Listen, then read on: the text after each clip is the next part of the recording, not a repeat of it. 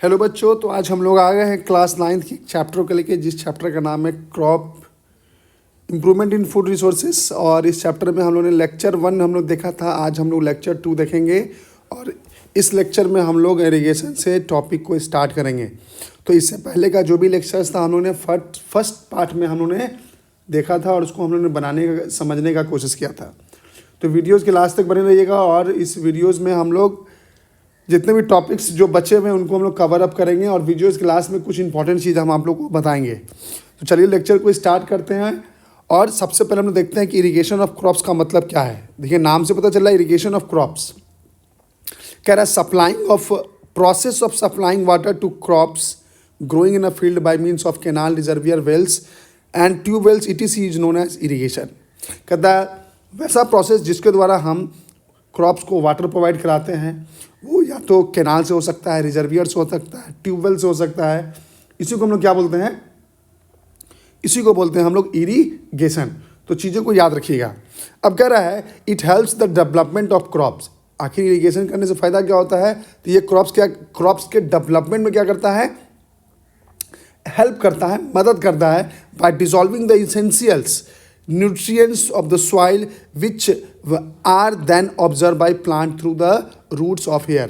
और कहता है यही जो वाटर्स होते हैं ये क्या करते हैं, जो इसेंशियल न्यूट्रिएंट्स होते हैं सॉइल का उसको अपने में घोल लेते हैं। और जो रूट होते हैं अपने रूट के द्वारा, जो पेड़ होते हैं अपने रूट के द्वारा क्या करते हैं, उसको ऑब्जर्व कर लेते हैं। ठीक है, तो कहीं ना कहीं हम कह सकते हैं जो इरिगेशन होता है, इरिगेशन प्लांट्स के लिए बहुत ही इंपॉर्टेंट प्रोसेस है। अगर इरिगेशन नहीं हो पाएंगे तो प्लांट की जो ग्रोथ होती है वो प्रॉपर रूप से नहीं हो पाएगी। अब देखिए इंपॉर्टेंस ऑफ इरिगेशन। इरिगेशन के क्या इंपॉर्टेंस हो सकता है? देखिए, पहला कह रहा है कि सप्लाई ऑफ इसेंशियल एलिमेंट। जो इसेंशियल एलिमेंट होते हैं जैसे मैं आपका हाइड्रोजन, ऑक्सीजन, उसको वो क्या करता है? सप्लाई करता है। तो कौन करता है? तो इरिगेशन। दूसरा कह रहा है जर्मिनेशन ऑफ सीड्स को जर्मिनेट करने में, मतलब कि किसी भी बीज से अगर मान लीजिए अगर पौधे निकालने हैं तो उसी को बोलते हैं जर्मिनेशन। अगर जर्मिनेशन कराना हो तो इरिगेशन का बहुत ही होना इंपॉर्टेंट है। इरिगेशन का करना बहुत ही इंपॉर्टेंट है। इसलिए कहा जा सकता है कि ये हमारा इरिगेशन का इंपॉर्टेंस हो सकता है कि जर्मिनेशन को, सीड को जर्मिनेट करना है तो हमें वाटर की ज़रूरत पड़ती है। कहता है water is an essential condition for germination of seeds. Seed को अगर जर्मिनेट करना है तो वाटर जो होते हैं वो इसेंशियल कंडीशन है। It mobilize the reservoir food seeds and make its available for growth to embryo. और जो भी होते हैं सीड्स, उनको इम्ब्रो डेवलप करने में क्या जो वाटर्स हैं वो उनको क्या करते हैं? मदद करते हैं। लास्ट कह रहा है essentials for growth and elongation of roots. कहता है ग्रोथ के लिए, प्लांट के ग्रोथ के लिए भी बहुत ही इंपॉर्टेंट है ना। और उनके रूट्स के इलोंगेशन के लिए भी क्या है? वाटर का होना बहुत ही इंपॉर्टेंट है। अब नेक्स्ट कह रहा है नंबर 4 कि essential for observation of nutrients elements bye crop plants. कहता है जितने भी इंपॉर्टेंट न्यूट्रिएंट्स होते हैं उनको ऑब्जर्व क्रॉप्स के द्वारा जो ऑब्जर्व करता है उसके लिए भी इरिगेशन का होना बहुत ही ज़रूरी है। कहता है maintain the turgidity of the cells. Cell में जितने भी टर्जिडिटी जिसको बोलते हैं, है ना, उसको भी मेंटेन करने का काम कौन करता है? इरिगेशन ही करता है, वाटर करता है। तो इतने व्यू से कहीं ना कहीं हम कह सकते हैं कि इरिगेशन क्या है? इंपॉर्टेंस है। देखिए अब कह रहा है रेन वाटर हार्वेस्टिंग। ये देखिए एक तरीका है जिसके द्वारा हम लोग क्या करते हैं? वाटर को हम लोग प्रोटेक्ट करते हैं। कहता है it is a technique to recharge the ground water by capturing and storing rain water by constructing special water harvesting structure. कह रहा है ये एक टेक्निक्स होता है जिसको हम लोग क्या करते हैं? अंडरग्राउंड वाटर को हम लोग क्या करते हैं? उसको रिचार्ज करते हैं, है ना। और कह रहा है कि इसमें हम लोग करते क्या है? उसको कैप्चर करते हैं, यानी जो भी बारिश होती है उसको हम लोग कैप्चर करके स्टोर करते हैं। इन एरिया ऑफ हाई रेनफॉल, जहाँ पर बारिश बहुत ज़्यादा होती है, rain water from rooftop is collected into water storage tank where water is diverted to some abandoned wells and lifted by using hand pumps। और कहता है जिस एरिया में बहुत ज़्यादा बारिश होता है वहाँ पर इस चीज़ों को क्या करते हैं? जो रूफ टॉप होते हैं वहाँ पर पाइप लगे होते हैं, बारिश होती है तो उसके द्वारा उसको कलेक्ट कर लिया जाता है। मेरे कहने का मतलब अगर आप सिक्किम में जाओगे, है ना, तो वहाँ आपको ये चीज़ देखने को बहुत ज़्यादा मिलेंगी। वहाँ पर रेन वाटर हार्वेस्टिंग का प्रोसेस आपको बहुत ज़्यादा देखने को मिलेगा। ठीक है, कहता है watershed management. Watershed management क्या होता है? कहता था involves building small checks dams which store run off water. Water waste management क्या होता है, इसमें हम क्या करते हैं, हम लोग डैम बनाते हैं, डैम बनाकर जो वाटर होते हैं उनको क्या करते हैं हम लोग स्टोर करके रखने का काम करते हैं। कहता है it increase the ground water level by slow percolation. इससे क्या होता है, जो ग्राउंड वाटर जो होती है ना उनकी लेवल धीरे धीरे क्या हो जाती है, बढ़ जाती है। Reduce the soil erosion, soil erosion को क्या करता है, वो कम कर देता है। Water can be treated and reused, water को हम क्या कर सकते हैं, ट्रीट करके फिर उसका हम क्या कर सकते हैं, रीयूज कर सकते हैं। तो इस तरह हम वाटर सेट मैनेजमेंट में हम लोग क्या करते हैं, है ना, इसमें इन सब चीज़ों को इन्वॉल्व करते हैं, डैम बनाकर पानी को हम लोग रिजर्व करते हैं। इसके फ़ायदे क्या हैं, तो तीनों फ़ायदे मैंने आपको बताने का यहाँ कोशिश किया है कि तीनों क्या कर सकता है। अब देखिए यहाँ नेक्स्ट है, that is a cropping patterns. Cropping patterns क्या होता है, कहता है they are different way for growing crops to give higher yields. अगर उच्च उष्ण की अगर मान लीजिए बीज है, अगर आप उसको ग्रोइंग कराना है ना, तो कहने का मतलब बहुत तरीके हैं, डिफरेंट तरीके हैं जिसके द्वारा हम हायर यील्ड्स को ऑब्टेन कर सकते हैं, है ना।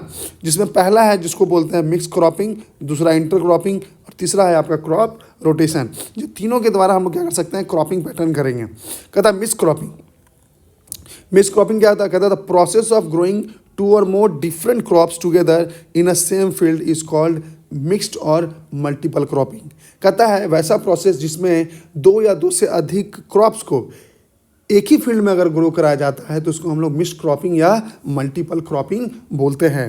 It is also means for restoring soil fertility. इससे क्या होता है, जो सॉइल की फर्टिलिटी होती है वो क्या हो जाती है, रिस्टोर हो जाती है।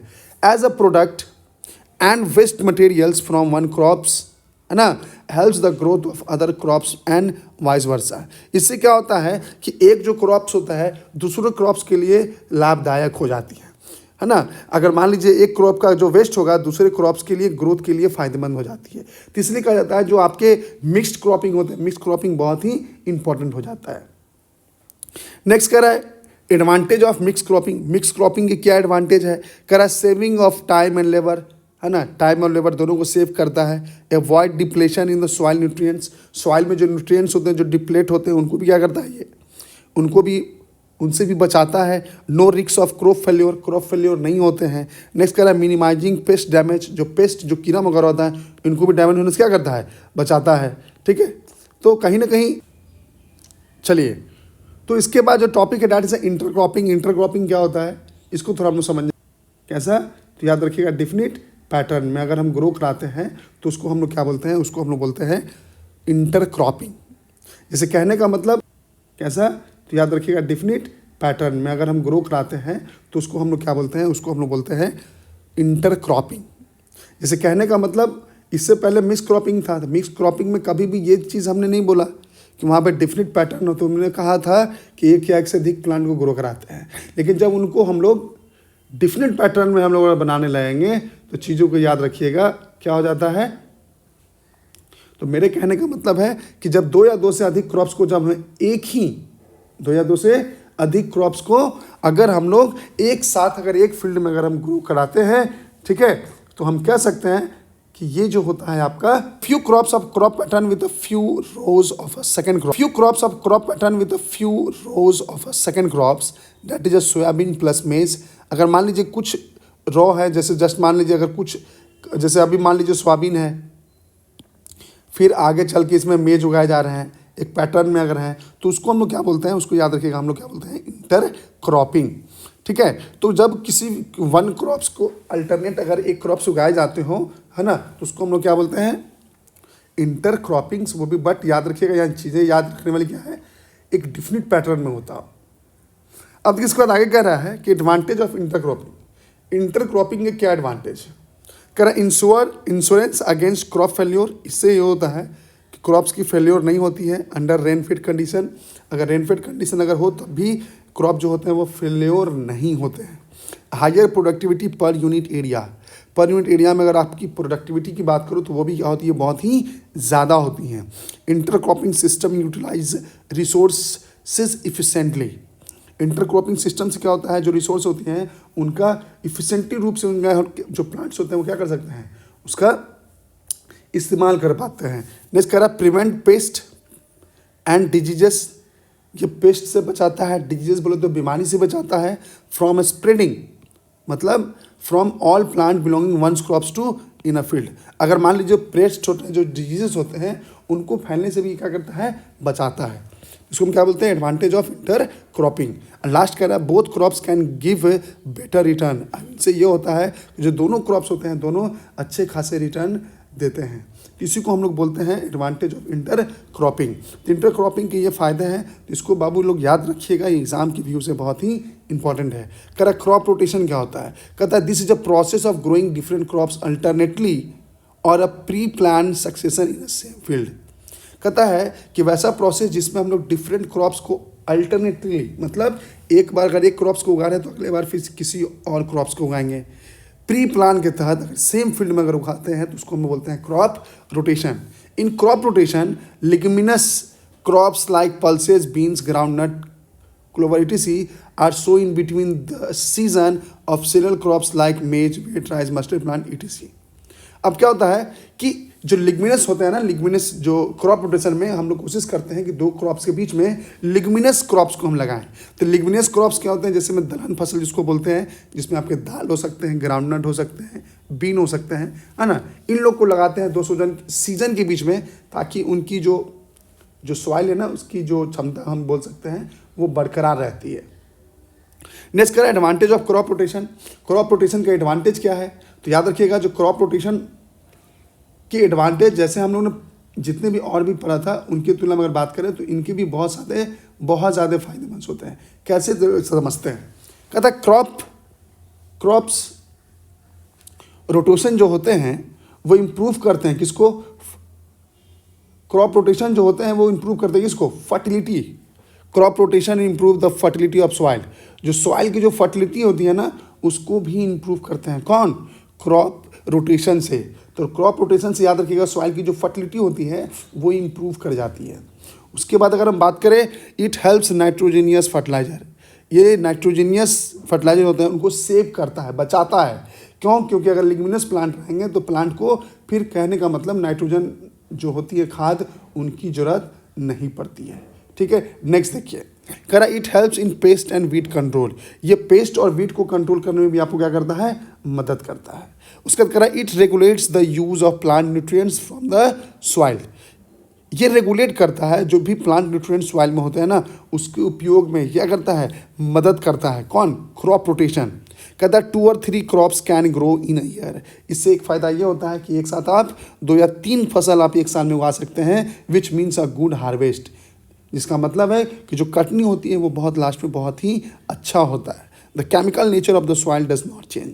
और इससे ये होता है कि जो केमिकल नेचर्स होते हैं सॉइल के वो चेंज नहीं हो पाते हैं। अब देखिए नेक्स्ट कर रहा है वीड्स कंट्रोल। वीड कंट्रोल क्या होता है, ध्यान सुनिए। कहता है weeds are unwanted plant. Weed क्या होते हैं, unwanted plant which grow there along with the main crops.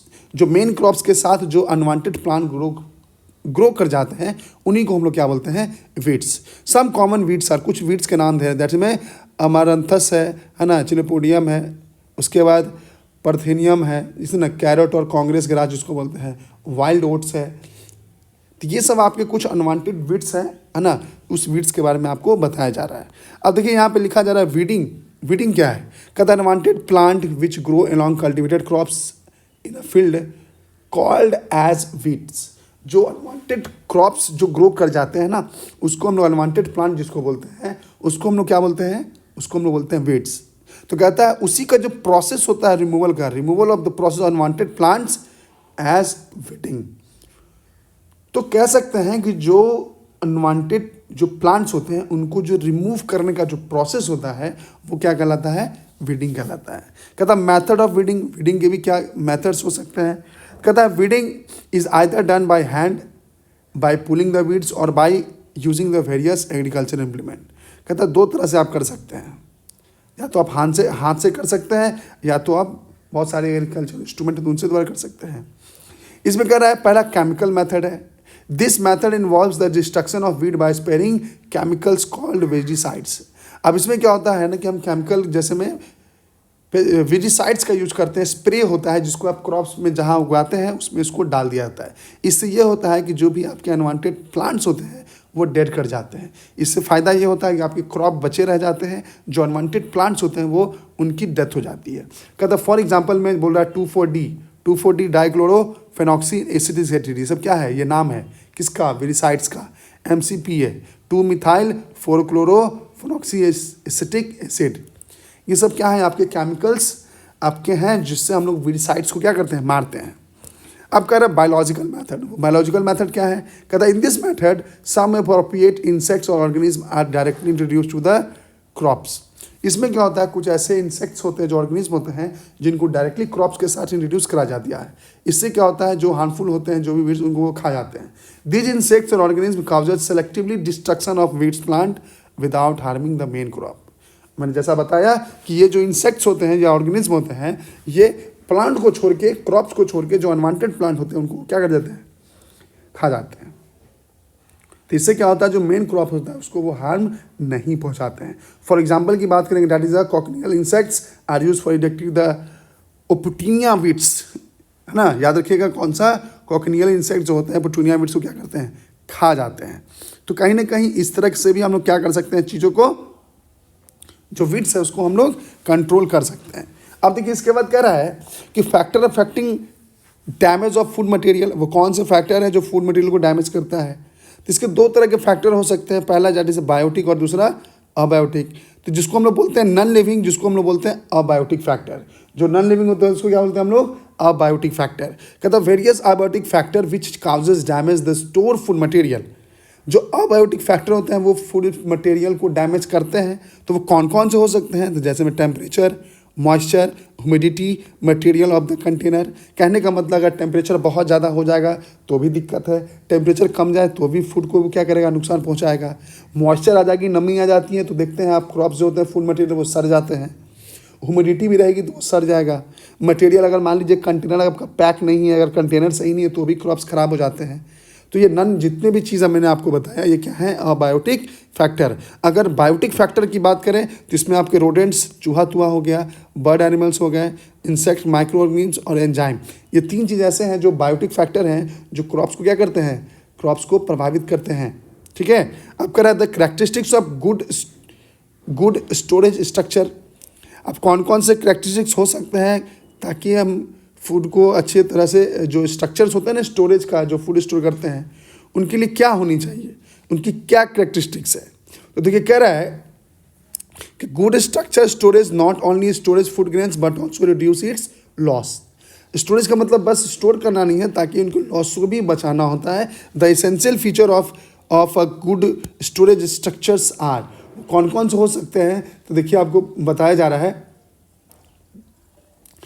तो इसमें कह रहा है सबसे पहला आपका it should not allow the rats, उसमें रैट का अलाउ नहीं होना चाहिए। इंसेक्ट्स, बर्ड्स, एनिमल्स इंटर नहीं करने चाहिए, क्योंकि अगर ये लोग मान लीजिए इंटर कर जाएंगे तो वो क्रॉप्स को खा जाएंगे, बर्बाद हो जाएगा। जो स्टोरेज आप अनाज को किए हो, बिल्ली तो खा ही जाएगा, चूहा खा जाएगा, तो रैट नहीं जाना चाहिए, है ना, इंसेक्ट्स नहीं जाने चाहिए, बर्ड नहीं जाने चाहिए। यानी इन सब चीज़ से प्रूफ है, तो फिर आपके क्रॉप्स बेकार नहीं होंगे। कहता है it should be made in such a way that spraying pesticides, spray कैसा होना चाहिए, पेस्टिसाइड्स होना चाहिए, है ना, और fumigations of controlling insects as a pest efficiently possible. ऐसा होना चाहिए कि जो अगर मान लीजिए कीड़ा मकोड़ा लग जाता है तो उसको हम कंट्रोल कर सकें। It should be easy to clean and convenient for periodic inspection. अब ऐसा होना चाहिए कि उसको ईजिली साफ़ सुथरा किया जा सके, convenient for periodic inspection store food material. मतलब कहने का मतलब इतना ईजिली होना चाहिए, साफ़ सुथरा होना चाहिए, और ऐसा होना चाहिए कि उसको बार बार उसका क्या किया जा सके, इंस्पेक्शन किया जा सके। It should B water proof. Next बोल रहा है कैसा होना चाहिए, वाटर प्रूफ होना चाहिए। Should protect the store food material from the temperature. अब वाटर प्रूफ होना चाहिए, उसके साथ साथ टेम्परेचर से प्रोटेक्ट होना चाहिए, ह्यूमिडिटी से भी। इन सब चीज़ से रहेंगे तो फिर दिक्कत नहीं होगी। नेक्स्ट कह रहा है it should B situated away from the source of infection. ये कहाँ इन्फेक्शन, जहाँ मतलब गार्बेज, कचरा वचरा, डंप केमिकल इंडस्ट्री है, वहाँ से ये क्या होना चाहिए, दूर होना चाहिए। इससे फ़ायदा क्या है भाई, इससे फ़ायदा है कि फसल जो आपके जो स्टोरेज हैं वो ख़राब नहीं होंगे फूड्स के। नेक्स्ट कह रहा है should be maintain at a constant but low temperature. इसको मेंटेन किया जा सके कांस्टेंट मतलब लो टेम्परेचर पे। ठीक है, मतलब तो कह सकते हैं कि ये 5 अच्छे ऐसे पॉइंट्स हैं जो आपके गुड स्टोरेज की ये कैरेक्टरिस्टिक्स हैं। अगर आप चीज़ों को, फूड को स्टोर करने जाते हो तो उससे पहले आपको इन 6 चीज़ों के बारे में आपको सोच लेना चाहिए। अब देखिए नेक्स्ट कह रहा है एनिमल हस्बेंड्री। अब एनिमल हस्बेंड्री क्या करा है, it is a branch of science which deal with the various aspects maintenance and breeding of a domestic animals. कहता है ये एक ब्रांच होता है जिसमें हम लोग बहुत सारे एनिमल्स को क्या करते हैं, मेंटेन करते हैं, ब्रीडिंग कराते हैं, है ना, किसको, डोमेस्टिक एनिमल्स को। यह क्या कहलाता है, एनिमल हस्बेंड्री। अब देखिए क्या कह रहा है, अब एनिमल हस्बेंड्री बोल रहा है पहला, these aspects include the feeding, इसमें क्या क्या हो सकते हैं, तो फीडिंग, ब्रीडिंग, हीडिंग और विडिंग। ये 4-5 चीज़ ऐसे हैं, 4 चीज़ जो कि हम लोग एनिमल हस्बेंड्री में हम लोग पढ़ेंगे। देखिए सबसे पहला बोला फीडिंग। फीडिंग क्या होता है, food eaten by animals is called feed and the practice of providing food is animals is known as feeding. जो फूड एनिमल खाते हैं वो क्या कहलाता है, फूड, वो फूड फीड कहलाता है। और उस फूड को यानी उस फीड को जो खिलाने की, जो प्रोवाइड कराने की जो प्रैक्टिसेस होती हैं उसको हम लोग बोलते हैं फीडिंग। कहता है feed given to cattle should contain food having sufficient quantity of carbohydrate, protein, fat, vitamin, minerals. और जो भी आप दे रहे हो फीड, उसमें कहा जाता है कि सफिशिएंट मतलब प्रचुर मात्रा में क्या होने चाहिए, कार्बोहाइड्रेट, प्रोटीन्स होने चाहिए, फैट होने चाहिए, विटामिन होने चाहिए एंड मिनरल्स होने चाहिए। In addition a feed should also contain adequate amount of roughage. और कहता है वो जो फीड जो खाना खाते हैं उसमें एक अमाउंट में क्या होना चाहिए, अच्छे अमाउंट में रफेज होना चाहिए और वाटर भी होना चाहिए। तो जो भी फीड्स खाते हैं, जो भी एनिमल्स खाते हैं, उसमें प्रॉपर आपका याद रखिएगा carbohydrate, protein, fat, vitamin, minerals, ये सब कुछ होना चाहिए। साथ साथ में उसमें अच्छे अमाउंट में रफेज भी होने चाहिए और वाटर भी होने चाहिए। ये क्या करते हैं, प्लांट्स को, एनिमल्स को क्या करते हैं, मदद करते हैं, है ना। दूसरा कह रहा है हीडिंग। हीडिंग क्या होता है, heeding means providing shelter. Providing shelter to domestic animals क्या कहलाता है बाबू, याद रखिएगा, हीडिंग्स।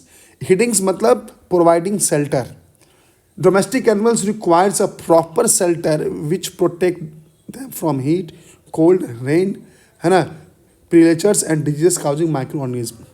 अगर आपका मान लीजिए जो शेल्टर होता है अगर बहुत अच्छा होगा तो कहीं ना कहीं ये किस चीज़ से बचाती है, याद रखिएगा, डोमेस्टिक एनिमल्स को गर्मी से, बरसात से, ठंड से, डिजीजेस से, माइक्रो से, इन सब चीज़ों से बचाता है। तो इसलिए हीडिंग भी क्या है, बहुत ही इंपॉर्टेंट चीज़ है, किसके लिए, डोमेस्टिक्स एनिमल्स के लिए।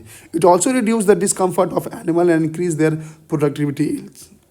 और इससे क्या होता है, जो एनिमल्स होते हैं उनके डिस्कम्फर्ट को क्या करता है, रिड्यूस करता है और इंक्रीज करता है उसके प्रोडक्टिविटी इल्स को। नेक्स्ट कह रहा है विडिंग। विडिंग क्या होता है, weeding means the protection of animals. Protection of animals, तो एनिमल्स का जो प्रोटेक्शन होता है उसी को जो मीन्स होता है उसी को हम क्या बोलते हैं, विडिंग। यानी एनिमल्स को प्रोटेक्शन प्रोवाइड कराना क्या कहलाता है, विडिंग कहलाता है। Domestic animals require any time care, intimate care and protection from microorganism and diseases. जो डोमेस्टिक एनिमल्स होते हैं उनको मतलब रिक्वायर होती है कि उनका प्रॉपर क्या होना चाहिए, केयर होते रहना चाहिए, प्रोटेक्शन, देखभाल होते रहना चाहिए बीमारी से, माइक्रोऑर्गेनिज्म से, है ना। When an organism is attack by diseases, जब कोई ऑर्गेनिज्म डिजीजेस के द्वारा अटैक हो जाता है, is not only affect it health but also reduce the productivity yield. अगर मान लीजिए कोई अगर एनिमल्स को अगर डिजीज अटैक कर देता है तो उसके बस हेल्थी इफेक्ट नहीं होते हैं, उनके साथ साथ उनकी प्रोडक्टिविटी भी क्या हो जाती है, रिड्यूस हो जाती है, कम हो जाती है। अब देखिए कह रहा है types of animal diseases. Animal disease भी क्या होते हैं, बहुत तरह के होते हैं। कहता है depending upon the casual agents of the diseases are broadly classified into three main categories. जो आपके जो डिजीज होता है जनरली 3 तरह के उसको बांटा गया है, जिसमें पहला that is a viral diseases. Viral disease क्या होता है, कहता है these disease are caused by animals by the virus. ये जितने भी एनिमल्स होते हैं, जो डिजीज होते हैं एनिमल्स को किसके द्वारा होते हैं, वायरस के द्वारा होते हैं। फॉर एग्जाम्पल अगर बात करें तो फुट हो गया, mouth diseases of cattle, pox and dermatitis of sheeps and goat. ये सब जितने भी हैं देख रहे हैं डिजीज, ये किसकी वजह से होते हैं, याद रखिएगा, वायरस की वजह से होते हैं। कह रहा बैक्टीरियल डिजीजेस। बैक्टीरियल डिजीज मतलब जो कि बैक्टीरिया की वजह से होगा। These disease are caused by animal by bacteria. For example that is cholera, diarrhoea, chicken, है ना, रिंडरपेस्ट एंड एंथ्रैक्स। ये सब जितने हैं ये याद रखिएगा, ये बैक्टीरिया के कारण होता है। देखिए एंथ्रैक्स, देखिए एक बीमारी है जो जनरली याद रखिएगा, जहाँ भेड़ उड़ के ऊन निकाले जाते हैं ना, जहाँ ऊन की बुनाई धुलाई होती है तो वहाँ पर एक ऊन में एक नामक बैक्टीरिया पाया जाता है। उस बैक्टीरिया से एंथ्रैक्स नामक बीमारी होती है। और ये बीमारी जनरली याद रखिएगा आपके भेड़ बकरियों से ज़्यादा होता है। फंगल डिजीजेस, कह रहा है this disease are caused by the fungi. ये किसकी वजह से होता है? फंगी के द्वारा। फॉर एग्जांपल में जैसे एस्परजिलोसिस और पोल्ट्री में जो एस्परजिलोसिस नामक जो बीमारी होती है वो फंगी के वजह से होता है। तो ये याद रखिएगा, ये टोटल 3 डिजीज ऐसे हैं जो 3 टाइप के डिजीज जो एनिमल में पाए जाते हैं। वो हो सकते हैं वायरल, बैक्टीरियल और फंगल। अब कह रहा prevention of animal disease. Animal disease को हम कैसे बचाएंगे? कह रहा animal should be feed regularly. Animal को फीड बराबर कराते रहना चाहिए with clean and nutritive foods. वो भी कैसा? साफ सुथरा और न्यूट्रियस होना चाहिए। Animal should be placed in spacious, है ना, airy, dry and clean shelter. Hygienic surrounding होना चाहिए। Air should be provide with clean drinking water. जो एनिमल्स हैं उनको साफ सुथरा पानी देनी चाहिए, है ना। इससे क्या होगा? उसको हम डिजीज से बचा सकते हैं। Animal should be bathed and grooms frequently to protect the from skin infection. उसको लगातार नहाना धोना चाहिए ताकि उसकी स्किन में जो भी प्रॉब्लम्स है वो स्किन प्रॉब्लम ना हो सके। Animal should be vaccinated at the proper age. मतलब जो जानवर होते हैं उनके प्रॉपर एज पर उसको वैक्सीनेट होना चाहिए। And unfit animals should be keeped in isolations. और जितने भी मान लीजिए जो जानवर रह रहे हैं, अगर उसमें एक जानवर अनफिट है, अगर उनको तबीयत खराब है तो दूसरे जानवर को उससे दूर करके रखें। इससे भी उनको क्या किया जा सकता है? बचाया जा सकता है। कहता है external parasites like leech, ticks, mites and rodents should be control by applying dilute pesticides.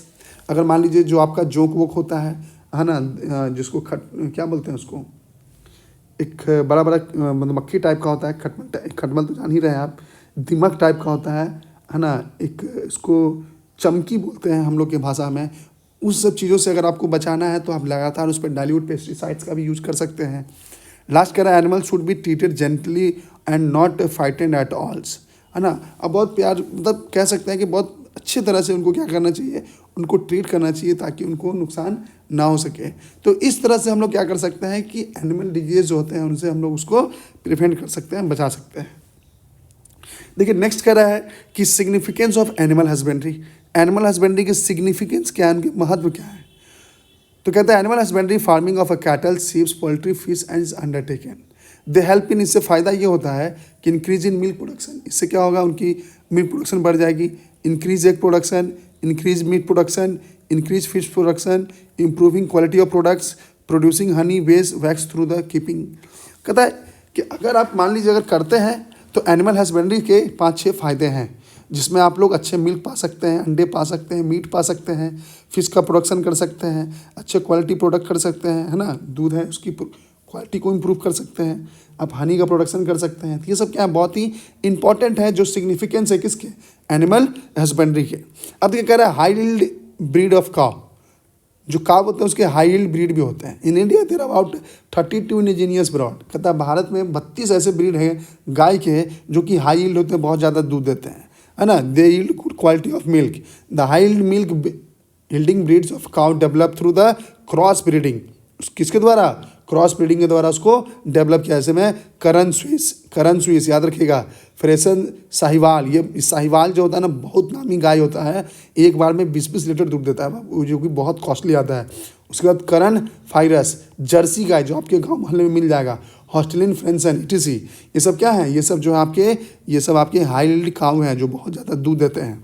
मुर्रा जो है याद रखिए 2000 लीटर, कितना? 2000 लीटर दूध बुल इलेक्शन पीरियड में है। समझ रहे हो? जब वो दूध देगा समझो 2000 लीटर दूध, यही है, सोचने की बात है। ब्रीड्स ऑफ बफेलो के भी कुछ ब्रीड्स हैं। कहता है there are 10 breeds of buffalo in India. Best known breeds Indian buffalo are Nagpuri, है ना, मैसाना गुजराती में, उसके बाद सफरबादी, उसके बाद सुरती, मुर्रा पंजाब और हरियाणा में पाया जाता है। तो कहीं ना कहीं ये सब जो चीज़ हैं ये बहुत ही इंपॉर्टेंट है, याद रखिएगा। ये सब जितने हैं बहुत ही इंपॉर्टेंट है, ब्रीड्स है जिसको हम बोल सकते हैं। और कहीं ना कहीं हम कह भी सकते हैं कि इन जितने भी ब्रीड्स है इसके द्वारा हम लोग बहुत ज़्यादा प्रोडक्टिविटी मिल्क का हम लोग करते हैं। तो कहीं ना कहीं इन सब चीज़ों का आप इस्तेमाल करके आप चीज़ों को अच्छे से ज़्यादा क्वालिटी ऑफ गुड जो आपके फूड्स होते हैं उनको आप करा सकते हैं। अब देखिए नेक्स्ट कह रहा पोल्ट्री क्या होता है? What poultry is use for birds. जो पोल्ट्री वर्ड्स होते हैं वो किसके लिए यूज़ किए जाते हैं? बर्ड्स के लिए। Which can be raise in the domestic condition for economic purpose. जिसको हम लोग यूज़ करते हैं डोमेस्टिक कंडीशन में इकोनॉमिक पर्पस के लिए। अगर मान लीजिए अगर बड़े पैमाने में अगर आप बर्ड्स को पालते हैं तो उसको हम लोग पोल्ट्री कह देते हैं। It includes chicken, ducks, geese, turkey, guinea, fowls, pigeons and quails. ये सब जितने होते हैं ये सब बर्ड की कैटेगरी में आते हैं। और अगर हम लोग अगर इकोनॉमिक पर्पज से इसको पालते हैं तो वो क्या कहलाता है आपका पोल्ट्री। याद रखिएगा। क्या एडवांटेज ऑफ पोल्ट्री, पोल्ट्री के क्या एडवांटेज है? कहता है it provide meats, egg which are highly nutritious food. जो फूड्स होते हैं इनके बहुत ही न्यूट्रियस होते हैं। They are rich source of animal protein, minerals and vitamin and contain right kinds of fat, good of health. उसका कह रहा है contribute to economic upliftment of farmer. और इससे क्या होता है कि फार्मर को बहुत ज़्यादा इकोनॉमिक क्या होती है, मदद मिलती है। किससे? पोल्ट्री फार्म से। Poultry dropping the mixed with litter from richer manures. ये क्या होता है? ये मिक्स होते हैं, है ना, रिच मैन्योर इसमें होते हैं जिससे पोल्ट्री। तो आपने देखा होगा उजला जो मुर्गा होता है, तो उजला वाला जो मुर्गा होता है वो पोल्ट्री फार्म होता है, तो उसको लोग इस्तेमाल करते हैं। आप देखते होंगे बहुत तेज़ी से वो ग्रो भी करता है, तो बहुत न्यूट्रियस भी होते हैं वो। It also means of a recreation, इसके द्वारा आप रिक्रिएशन भी कर सकते हैं। तो जनरली याद रखिएगा यहाँ पे एडवांटेज जो है बहुत लिमिटेड होते हैं, लेकिन इसका मेन उद्देश्य क्या होता है? इसका मेन उद्देश्य होता है ज़्यादा पैसा कमाना।